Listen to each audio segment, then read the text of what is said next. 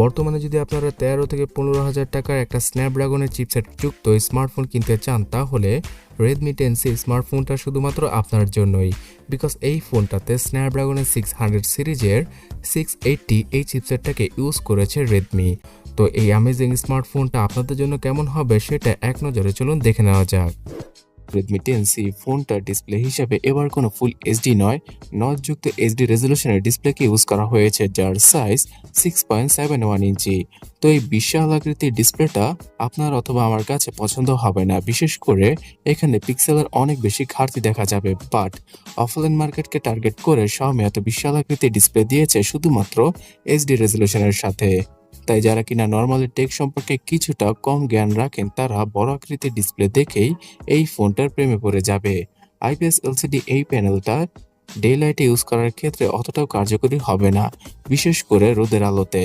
তবে বাজেট অনুযায়ী এই ডিসপ্লেটার কালার কম্বিনেশন অথবা ভিউইং অ্যাঙ্গেল একদম মারাত্মক লেভেলের ছিল। কোনো নেগেটিভ সাইড পাওয়া যায় না Redmi 10c ফোনটাতে। সো অ্যান্ড্রয়েড 12 ইউজ করলে অনেকটা বেটার হতো, বিকজ এই ফোনটা শুধুমাত্র 1 থেকে 2টা অপারেটিং সিস্টেমের আপডেট পাবে। তাই যদি এখানে অ্যান্ড্রয়েড 12 ইউজ করা হতো, অ্যান্ড্রয়েড 13 আর 14 এর আপডেটটা পাওয়ার সম্ভাবনা ছিল Redmi 10c অথবা Redmi 10 2022 সালের এডিশনের স্মার্টফোনটার। তবে যাই হোক, আগামী 3 থেকে 4 মাসের ভেতরে Xiaomi প্রমিস করেছে এই ফোনটাতে অ্যান্ড্রয়েড 12 এর আপডেট চলে আসবে এবং MIUI 13 এর কিছুটা লাইটার ভার্সনকে ইউজ করা হয়েছে Redmi 10c স্মার্টফোনটায়। এই ফোনটাতে আপনারা ভার্চুয়ালি র্যাম এক্সটেন্ড করতে পারবেন, তবে ফ্লোটিং উইন্ডোর মতো ফিচারটা পাওয়া যাবে না Redmi 10c ফোনটাতে। এবং ফিচার হিসেবে ওয়াইফাই পাসওয়ার্ড কিউআর কোডের মাধ্যমে শেয়ার করা, 3 finger screenshot, long screenshot, app lock, dual স্পেসের ফিচার, এই সকল টুকটাক ফিচার তো পাওয়াই যাবে MIUI 13 এ। পারফরমেন্স সেকশনে সবচেয়ে বড় চমক দেখিয়েছে রেডমির এই স্মার্টফোনটি। এখানে বাজেট অনুযায়ী কোয়ালকম স্ন্যাপড্রাগন 680 এসওসিকে ইউজ করেছে Xiaomi, যেটা কিনা মারাত্মক লেভেলের একটা প্রসেসর হয়ে যায় বাজেট অনুযায়ী, বিকজ এর আগে Redmi Note 11 স্মার্টফোনটাতে সেম এসওসিটা ছিল। পাওয়ার এফিসিয়েন্সির কথা বলে ফ্ল্যাগশিপ চিপসেটের মতোই 6 ন্যানোমিটার আর্কিটেকচারে তৈরি করা হয়েছে স্ন্যাপড্রাগন 680 এসওসিকে। তাই অবশ্যই খুব ভালো একটা ব্যাটারি ব্যাকআপও পাওয়া যাবে। আর সবগুলো কাজ খুব দ্রুতই সেরে ফেলা পসিবল হবে এই চিপসেটটার জন্য। এখানে 2.4 গিগাহার্টজের ক্লক স্পিড রয়েছে এবং জিপিইউ হিসেবে পুরনো Adreno 610 জিপিইউটা থাকছে। তাই পাবজি গেমটা আপনারা হাই গ্রাফিক্সে প্লে করতে না পারলেও যারা কিনা ফ্রি ফায়ার খেলে থাকেন, তাদের জন্য এই ফোনটা বেটার হবে। এই স্মার্টফোনটাতে ডেডিকেটেড সিম স্লটের মাধ্যমে 2টা সিমের পাশাপাশি একটা এসডি কার্ডকে ইজিলি ইউজ করা পসিবল। আর এখানে UFS 2.2 এর ইন্টারনাল মেমোরি থাকছে। সো রিড এবং রাইটের স্পিডটা অনেক বেশি ফাস্ট হবে বাজেট অনুযায়ী। আপনারা যদি 4GB র্যামের ভেরিয়েন্টটা কিনেন তাহলে হয়তো সবচেয়ে বেটার হয়, বিকজ এই ফোনটার 4GB র্যামের ভেরিয়েন্টটা অনেকটা চিপ প্রাইসে লঞ্চ করেছে Xiaomi। ক্যামেরা সেকশনে মোটামুটি লেভেলের ক্যামেরা সেটআপ দিয়েছে Xiaomi ফোনটার পেছনে। 50 মেগাপিক্সেলের ডুয়াল ক্যামেরা সেটআপ থাকছে এই ফোনটার রিয়ার সাইডে। এখানে স্যামসাং এর 50 মেগাপিক্সেলের মেইন সেন্সরটার পাশাপাশি 2 মেগাপিক্সেলের একটি ফালতু ডেপথ ক্যামেরা সেন্সর রয়েছে, যেটা হয়তো তেমন কোনো কাজেই আসবে না। আর এই 50 মেগাপিক্সেলের মেইন ক্যামেরা সেন্সর দ্বারা সর্বোচ্চ 1080p রেজলিউশনের 30 fps এর ভিডিওগুলো শুট করা পসিবল, বিকজ স্ন্যাপড্রাগন 680 এসওসিটা এর বেশি সাপোর্ট করেই না। পেছনের দিকের ক্যামেরা ডিজাইনটা দেখলে অনেকেরই ফালতু মনে হতে পারে আমার মতো।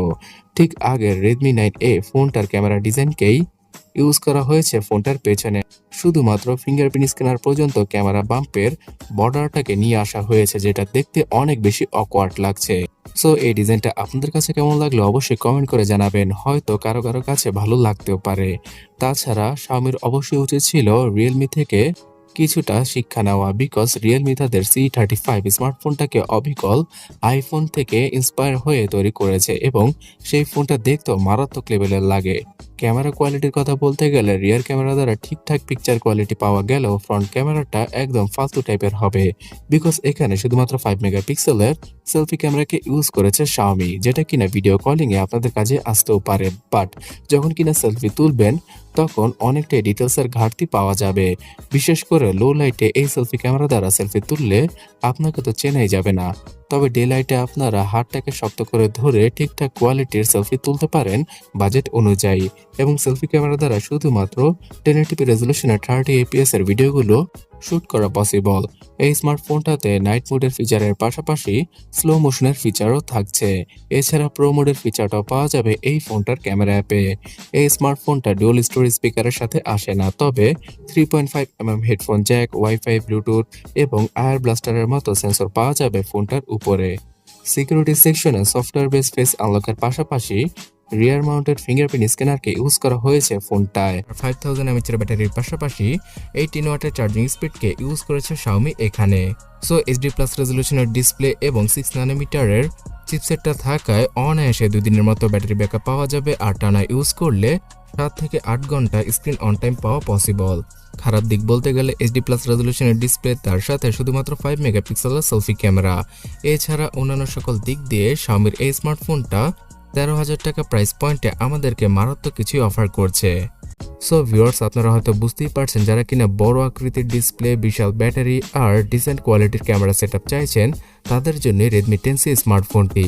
এছাড়া স্ন্যাপড্রাগন 680-র মতো চিপসেট আপনারা এই বাজেটের মধ্যে অন্য কোনো স্মার্টফোন থেকে পাবেন না। চিপসেট যতটা ভালো হবে লং টার্মে সেই ফোনটা ইউজ করে আপনাদের ততই ভালো লাগবে, যদিও কিনা সফটওয়্যার অপটিমাইজেশনেরও একটা ব্যাপার রয়েছে।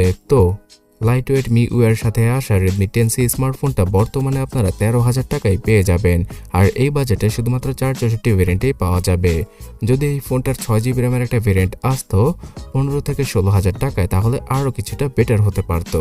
তবে হ্যাঁ, ভার্চুয়াল মেমোরির মাধ্যমে হয়তো আপনারা আরও 1 থেকে 2GB র্যাম ইনক্রিজ করে 6GB র্যামের ফিলটা নিতে পারবেন, যেটা রেগুলার লাইফে অতটাও কাজে আসবে না। সো বন্ধুরা, অ্যাট দ্য এন্ড আপনারা হয়তো বুঝতেই পেরেছেন যে Redmi 10c ফোনটার 464 ভেরিয়েন্টটাই 13,000 টাকা বাজেটে আপনাদের জন্য বেস্ট একটা স্মার্টফোন। তবে এখানে যদি 8 মেগাপিক্সেলের সেলফি ক্যামেরা, তার সাথে ফুল এইচডি প্লাস রেজলিউশনের ডিসপ্লেটা থাকতো, তাহলে আরও অনেকটা বেটার হতে পারতো। তবে অ্যাজ এ বাজেট ডিভাইস এখানে কিছুটা কস্ট কাটিং করার চেষ্টা করেছে Xiaomi।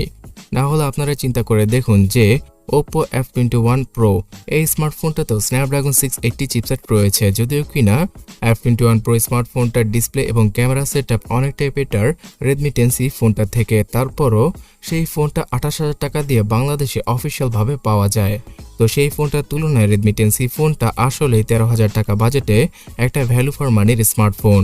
আর এই ফোনটার মানে Redmi 10c ফোনটার এখনো অবধি কোনো ইস্যু অথবা প্রবলেম সামনে আসেনি, বিকজ এই স্মার্টফোনটা অনেক আগেই ইন্ডিয়া সহ আর বেশ কিছু কান্ট্রিতে লঞ্চ করেছিল Xiaomi। তো সেই দিক বিবেচনা করলে MIUI 13 এর সাথে Redmi 10c ফোনটা আপনারা বর্তমানে 10 থেকে 15,000 টাকা বাজেটে অনায়াসে পারচেস করতে পারেন।